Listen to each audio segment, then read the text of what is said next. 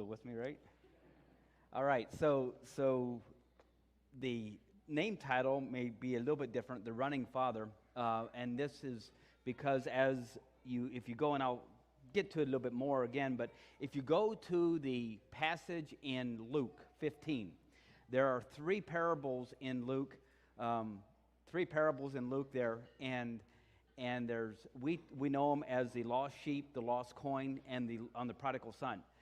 To an Eastern world or to a Jew in Palestine, their focus is very different. And I'll tell you, I'll hit that a little bit later. But they don't call it the parable of the prodigal son. Their name is the parable of the running father. Very different emphasis here. And so we're going to dig into that a little bit this morning. Happy Father's Day. It is Father's Day, and we'd like to connect with that away. So I want to talk to dads a little bit. So often when we have Father's Day messages, we kind of come down hard on the dads and say, look, you need to shape up and we'll do a little bit of that, right? We have to, right? And to Mother's Day, it's a little different. But what I would like to do is talk to dads a little bit because masculinity and manhood are under attack in the world today. They really are. We live in a society that is increasingly devalues men. You know, growing up, I used to read Bearstein Bears. And the Bearstein Bears always showed the dad as this bumbling fool, this bumbling idiot that couldn't do anything right. And mom saves the day last minute, right? And so that actually is pretty accurate to how society sees fathers many times. And it's under attack. And so what I'd like to do is push into that just a little bit. So men are portrayed as immature boys, and they just don't quite get it sometimes. But the fact of the matter is, masculinity matters and manhood makes a difference. It makes a pretty big difference. And I want to look at some stats here.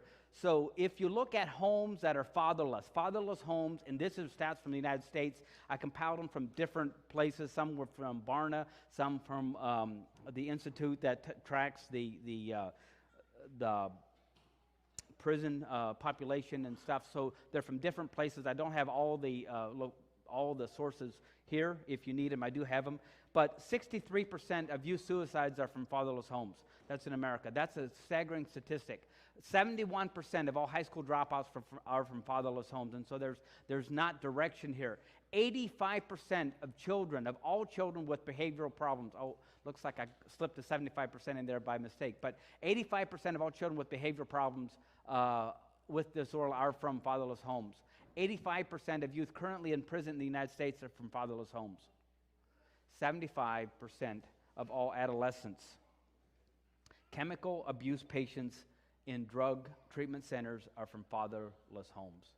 And children who live in fatherless homes are 279% more likely to carry firearms for offensive purposes compared to others.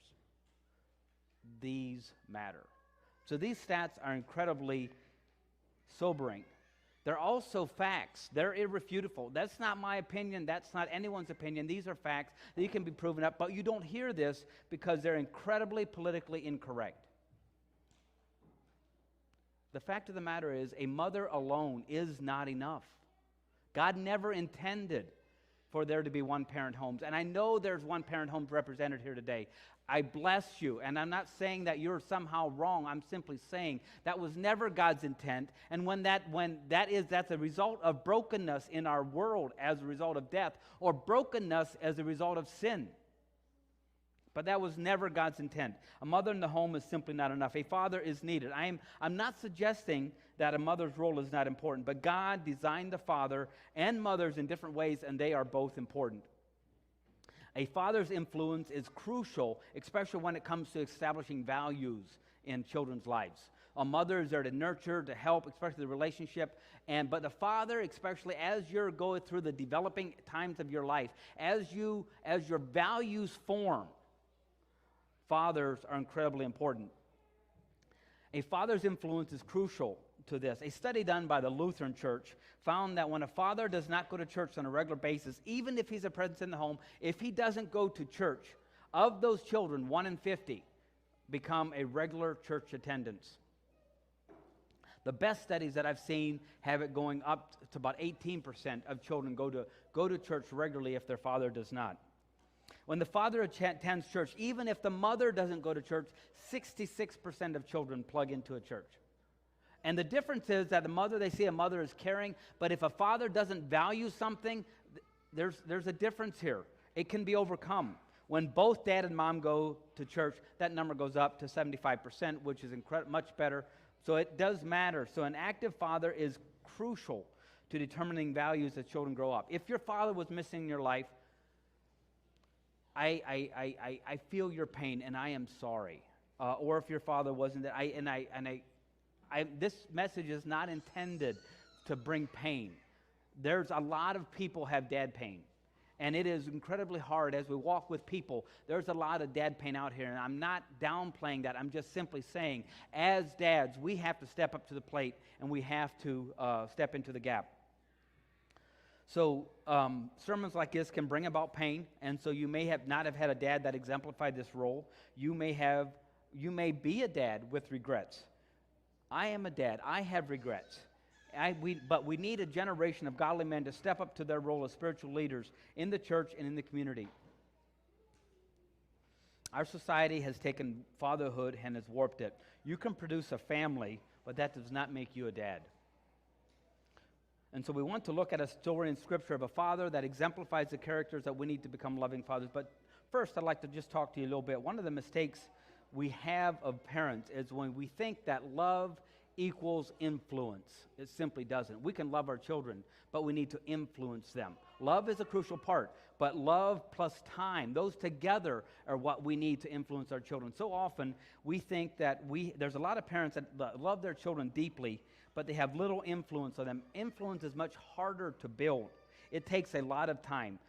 And it means to be meaningful time. One of the mistakes that we can do as fathers, and this is me as well, we spend time with our kids doing one of dad's hobbies, all right? So if I love to do something, then I take my kids with me to do my thing, and all of a sudden this counts as quality time. And so Izzy's, of course, laughing down here. That means I'm making him go to work with me and not playing basketball with him enough. But so this is what's going on, and so we think that somehow spending time with them, but it's doing what I like. And this is important. Take them with you to your hobbies, by all means, but make sure that you spend time with them on the things that they want to do as well. So it's those times that you build relationships, and then also don't forget that only spending time doesn't mean that you can skip out on the hard, awkward conversations that you have to have as a dad. Don't forget to have these hard conversations that you have to have as a dad. We need to rise to the challenge of being a dad that embraces the role of influencer of our children. We need to be able to color our children, if you will. Don't be afraid to influence them. They're too young to decide for themselves. We actually need to help them. We need a magnet in our heart and a compass in our mind. A magnet to draw them to ourselves, a compass to show them the right way. Being a dad is hard. It really is. But it does have its perks. That sometimes you can have meaningful phone conversations with your kids in 30 seconds. Boom, how you doing? It's good. And especially with your sons. I mean, you know exactly where you're going on. A week-long vacation takes about half of a carry-on, right? It's not that hard. Car mechanics tell you the truth. And if another guy shows up at an event with the same outfit, you might become best friends. It's not something but so there's a difference there. But what I'm saying is they're highlighting the differences between men and women, and we want to somehow downplay these differences as it comes to understanding and raising our children. It makes a difference. In 2019, Marina and I had an opportunity to visit Israel, and one of the spots we were there, it's this out-of-the-place location up in northern Israel, up close to Dan, which is north of Galilee there. We went to visit Shiloh. Shiloh was the place, we don't often think of Shiloh, but Shiloh was the place where the Ark of the Covenant and the tabernacle were for the first 396 years, actually. After the Israelites came in, they conquered Canaan, and then they needed a place to make remember the tabernacle was a tent, but they needed essentially a permanent camping spot for the tabernacle, and that was Shiloh. And when they put it at Shiloh there, and so it was there for a very long time. That's 120 years longer than the United States has been an independent country. That's a long time to be at one place, and so we don't think about that. But it was there. But what I want to talk about what happened here, the reason I'm bringing it out this morning is because I want to look at highlights what happened in the days of Eli, the priest. We know Eli primarily because of, if you look at the first couple chapters of Samuel, you'll see a parallel story to the story of Samuel being called by God. Now, there's a couple stories going on. One is Samuel, and the other is Eli. Eli's on his way out. Samuel's on his way in. But what I think is interesting here, you see that Samuel was called by God because the nation of Israel was not coming in to worship at Shiloh anymore. Why wasn't the nation of Israel coming to Shiloh to worship? It's because the priests were corrupt. The priests were taking offerings before they offered them. What happened is they would bring the offerings and they would have this vat and they would boil the meat as an offering. And then you had this fork. They would take the fork into the vat, and whatever came out of that fork was the priest's portion. So it was boiled meat. And these priests didn't like boiled meat. They wanted to roast their steaks. And so what they would do is the people would bring the offering, and they would say, give me the offering before you boil it. And the people would say, no, I can't do that. God said that we're supposed to boil it. Then they said, nope, you're going to give it to me or I'll take it by force. The priests that were doing this were Eli's sons. His two sons were doing this. And as a result, the entire nation of Israel quit coming because there was corruption in the leadership of the temple. And this is a powerful lesson here. The kicker is found in 1 Samuel 3:13. This is the part where Samuel is being called at night to answer God's call on his life. And the message that Samuel was supposed to deliver to Eli was the part that God was laying the blame for Israel's neglect of worship at Eli's feet. Because it said, I'll read it here. It says, Eli's sons were blaspheming God, but God laid the blame at Eli's feet because he knew what was going on. As a father, he didn't do anything about it. As a result, the entire nation of Israel quit worshiping God. That was a father that didn't step up to the plate, and it made a big difference. That was a heavy message for Samuel to deliver, but he was faithful. You see, it does take a dad. It takes a father. They're called to high standards. It looks like Eli's home was dysfunctional. We're going to go to the parable of the running father. This is in Luke 15, verse 11 to 34, 11 to 32. And if we go to the first couple verses of this chapter, we see that Jesus was being accused of spending too much time with sinners and with tax collectors. I would invite you to go to this passage in your Bible. I'll have some of the text up on the screen, but I would invite you to follow along because there's a lot of stuff that we won't be covering, a lot of context here that is really healthy to have. We don't know for sure that there were Pharisees in this group. It appears that there were Pharisees in this group, and they were traveling toward Jerusalem.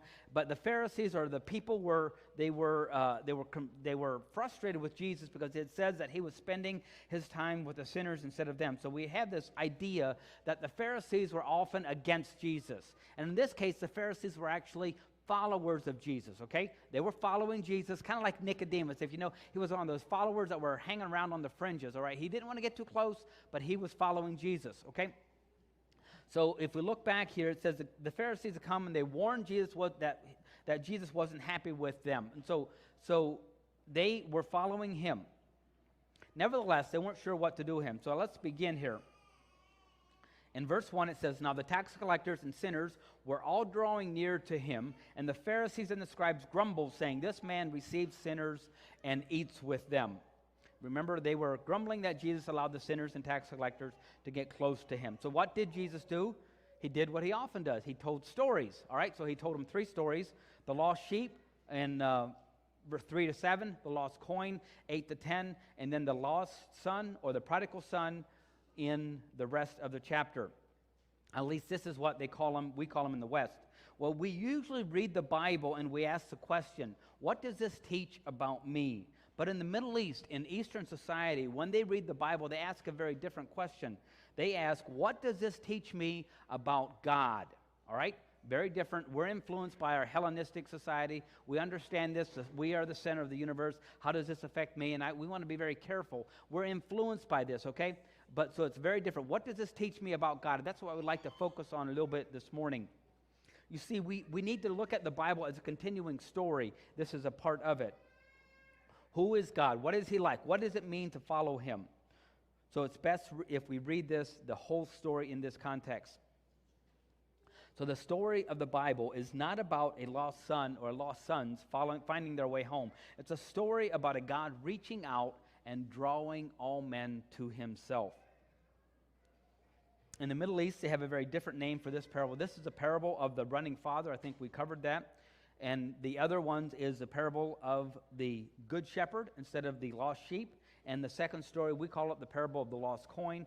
In the Middle East, they call it the parable of the good woman. And so these are pieces so it's very different if you look at these contexts. So I'd like to look at this. It is said that this parable, this parable of the prodigal son or of the running father, is actually the gospel in a nutshell. And so it's a powerful, powerful story, all wrapped up in a little story. And so let's begin here in the first part. It says, "And he said, there was a man who had 2 sons, and the younger of them said to his father, 'Father, give me the share of property that is coming to me.' And he divided his property between them."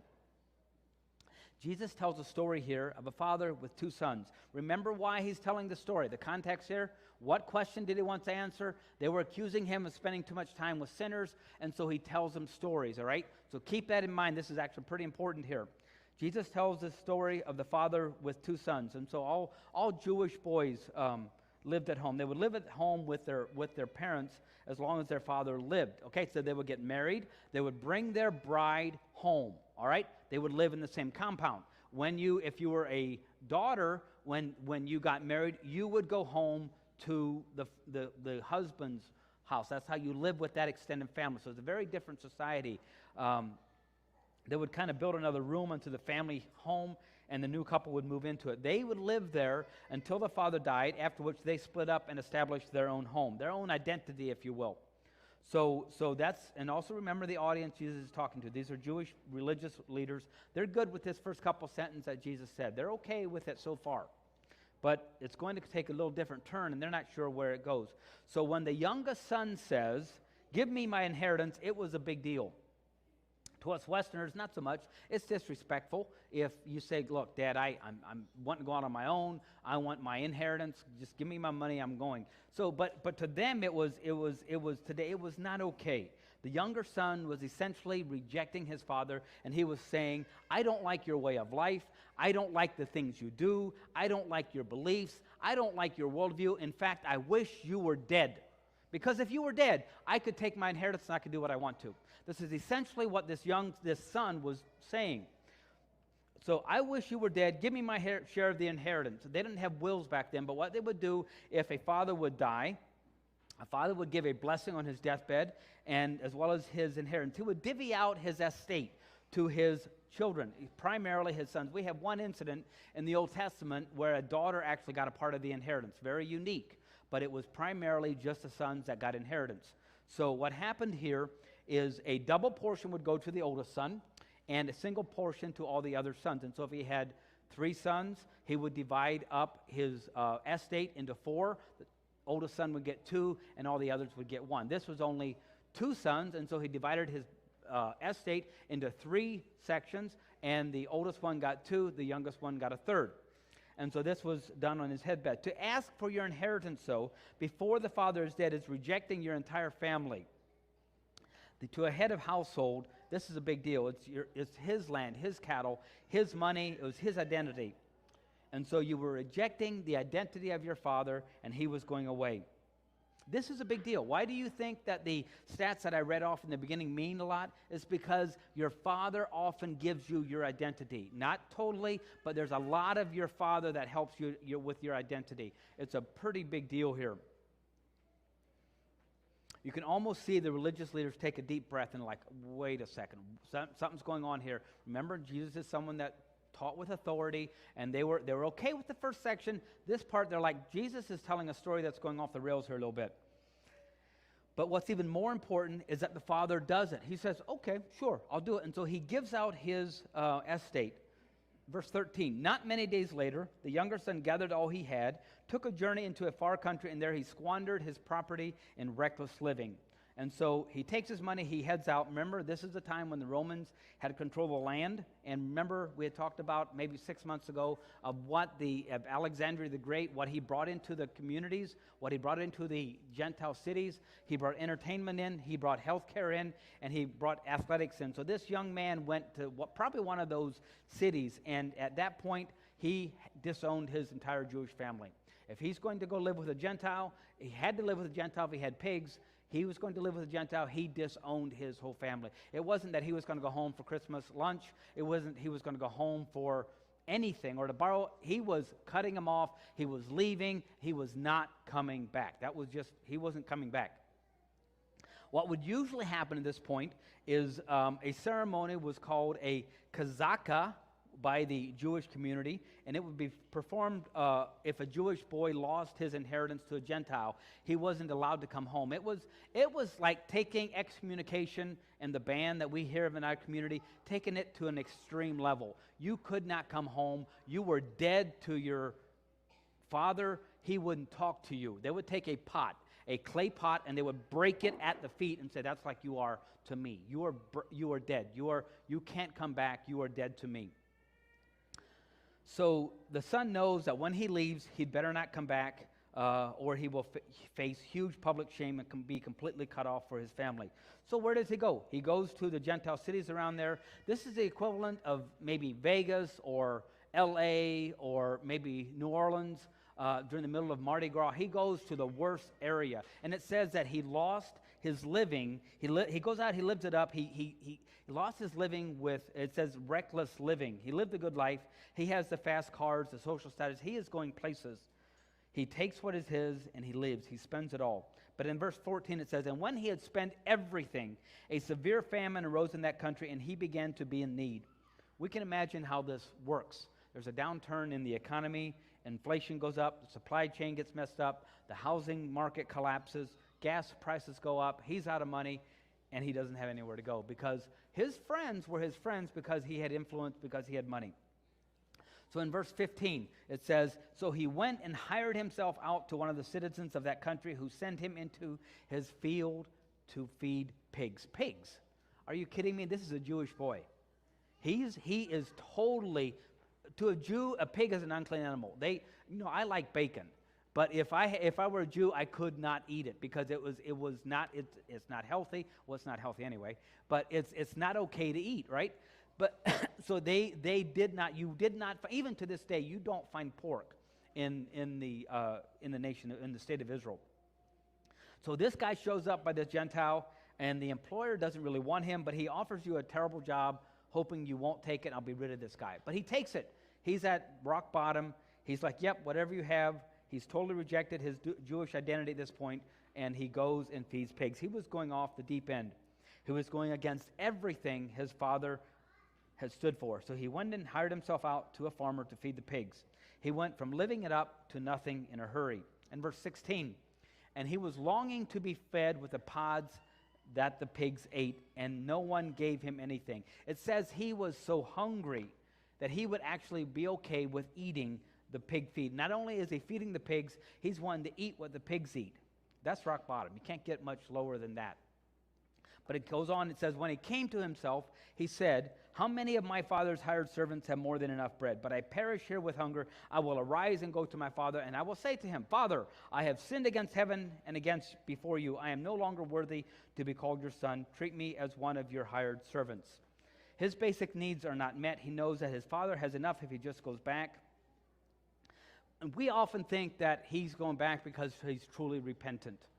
But if you look at many scholars, they will say this is not the case. This exact verbiage here, and to Jesus' Jewish Pharisees, that audience that he was talking to, they knew this exact verbiage is the exact same verbiage that Pharaoh used when he said, I'm sorry, just go, all right? And so this guy is not saying, I am truly sorry and repentant. He's saying, he's trying to fix itself. He said, I'm willing to go back. Maybe my dad will hire me back and I'll be able to live. So for him, he didn't want the relationship back. All he wanted was food for his belly and a place to sleep. He said, I can be a servant. So he wasn't even thinking. He wasn't repenting like we often think repentance. This one connected, it says he came to himself. So Middle Eastern and Arabic translations of this phrase paint a very different picture. They translate Luke 15:17 here, where it says, they translate it as, instead of he came to himself, it says he got smart. He thought to himself, he took an interest in himself. And so he didn't necessarily repent, but he turning to himself, he developed a plan to get himself out of this mess, and he's going to go home. But you might ask, what about his confession in verse 18? And we'll get to that. I have sinned against heaven and before you. This is where I think our lack of knowledge of the Old Testament connection hurts us sometimes. When Jesus says this phrase, he is in fact reciting the Old Testament passage, well known to the Pharisees and teachers of the law who were hearing this parable, was the fact that this exact phrase was the one that Pharaoh, we talked about this earlier, said to Moses in Exodus 10:16 when he was trying to manipulate Moses into stopping the plagues. Everyone knew that Pharaoh wasn't repenting. All he was doing, he wanted the plagues to stop. Keep this in mind as you keep going forward here. The son thought the problem was about money, but it was about relationship, okay? It was a broken relationship. He hadn't rejected his dad. And so we'll get into the heart of it here. But while he arose and went to his father. While he was still a long way off, his father saw him, felt compassion, and ran and embraced him and kissed him. At this point, the Jewish leaders in Jesus' audience were losing their mind. They thought this was nuts. They understood this is a parable, but what is Jesus trying to say? Jesus is telling a story here to make a point. He's addressing the problem. What Jesus is being accused of again? Jesus is being accused of spending too much time with sinners. And he's painting the father in this story of welcoming a sinner back before he repents. Okay? It's a big deal. So as the son goes back, he had just squandered all his funds with reckless living. He has disowned his father. And the audience that was hearing Jesus was expecting a Kazakh ceremony. This would be the ceremony. The son now comes back. They break a pot in his feet. They disown him. They kick him out of the village. And now, the kingdom of God is pure and we're good to go. We'll keep moving forward. But no, this isn't what happened. It says actually that the father was waiting. The scripture says that the father sees his son a long way off, runs to him. It's the image of this running father that was so powerful to the hearers of Jesus' story. Remember the name of the Middle Easterns that they gave this parable? The parable of the running father. First, it was incredibly undignified for a Middle Eastern man to run anywhere. They didn't wear pants, they wore robes. And to run, he had to hike up his skirt and run, right? So it was shameful, very shameful. You only hear I think there's only one or two other stories of people, especially in the Old Testament. In the New Testament, we had Peter running to the gravesite. In the Old Testament, Abraham ran out to his flocks, but that's kind of the only time we hear, and most scholars say that it was incredibly shameful for a father, or in this case, to run. It was disgraceful. But he was running. His father was waiting. I'd like to think, and I don't know for sure, but Jesus is making a point. If the villagers see his son first, they're going to start this ceremony, and they will complete excommunication, and they will make sure that he gets kicked out. But the father knows that if he gets to his son first, and he celebrates his return, and then the villagers will have to come alongside. And that's why he ran. Because he knew that his son had broken a relationship, and his relationship with him. He knew too well what would happen if the villagers saw his boy. His boy would be publicly shamed, the pot would fall, it would break, his son would be lost forever. So this father did what no Middle Eastern man would do. He hiked up his robes and he ran. He runs through the village while the neighbors look on in horror and amazement. He runs ahead of the crowd that is now following him. He runs to his son before the accusers get there. He runs because he knows it's the only action that will restore the broken relationship. He runs ahead of justice in the name of mercy. And mercy so great that he's willing to endure public shame so he can restore his son back to himself. This is exactly what Jesus did. He went in the name of mercy ahead of justice. Justice is important. Don't hear me say that justice isn't important, but mercy comes first. And if you reject mercy, then justice will follow. But God always brings justice first. It's the heart of a father to bring justice. To bring mercy. Fathers, think about this.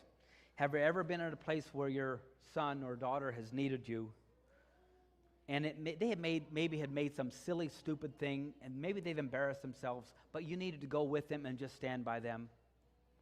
Maybe that would be incredibly embarrassing for you, but you do it because you love your son or you love your daughter. That's what God is doing here. That's the image that we're trying to portray here.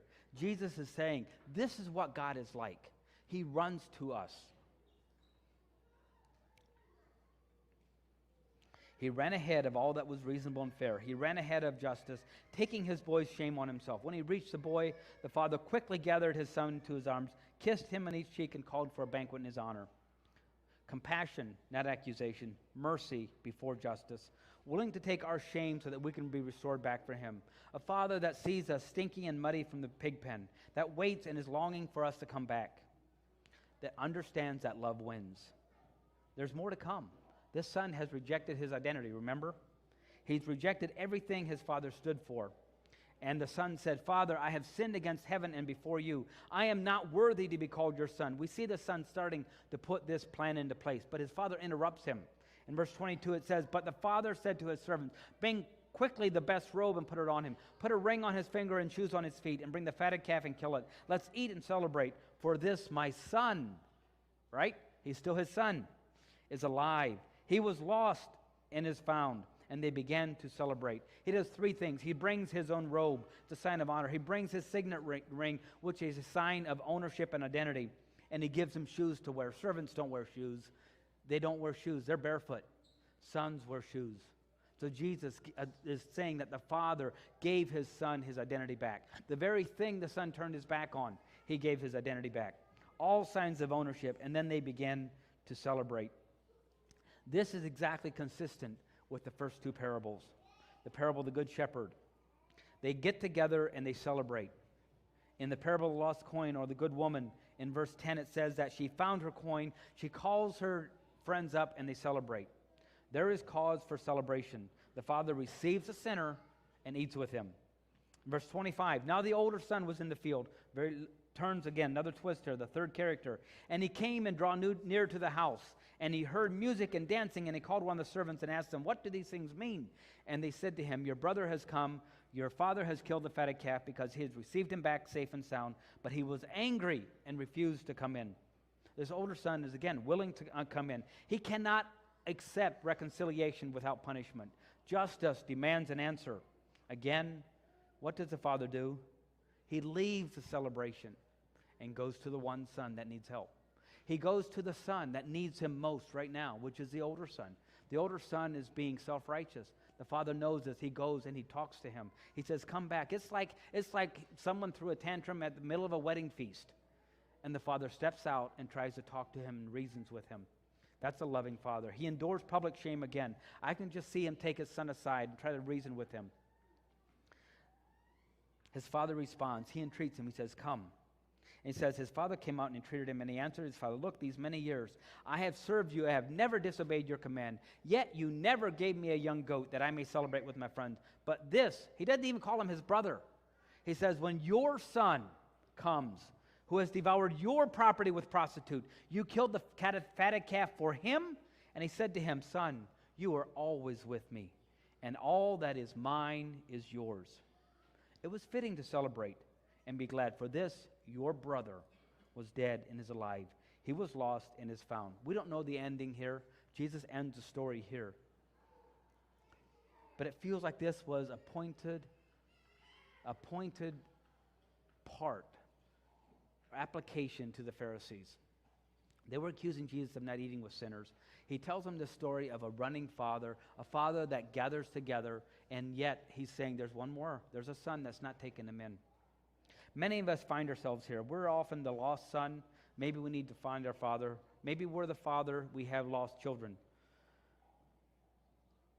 Maybe you've a lost son or daughter. You've been waiting and looking for the day when you see them on the horizon, making their way back home. Run to them.